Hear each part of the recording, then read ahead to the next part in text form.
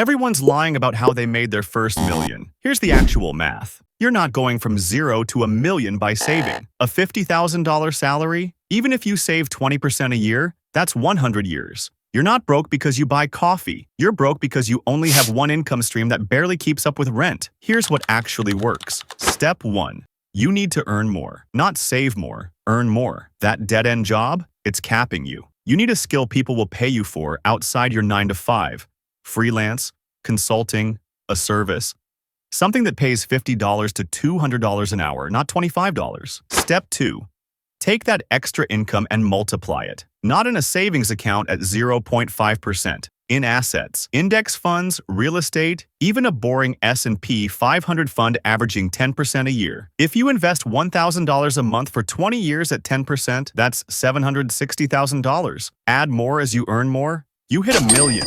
Step 3. Don't be stupid. Everyone who gets money loses it the same way. Lifestyle inflation. You get a raise, you upgrade your car, you make an extra $500, new apartment. Stop. Every dollar you spend on stuff that doesn't make you more money is a dollar that won't make you rich. So here's the real timeline. Year 1 to 3, you're grinding, building that side income, living below your means, investing every month. It sucks. Year 4 to 10, compounding starts to kick in. Your money makes money. Year 10 to 20, you're not working for money anymore. It's working for you. Most people won't do this. They'll spend the next 10 years complaining they're broke while buying things to impress people they don't like. But you can be different. It's just math. Earn more, invest it, don't touch it. That's it. Next video, I'll show you the 3 side hustles that actually pay $100 plus an hour in 2026. No experience needed. Don't miss it.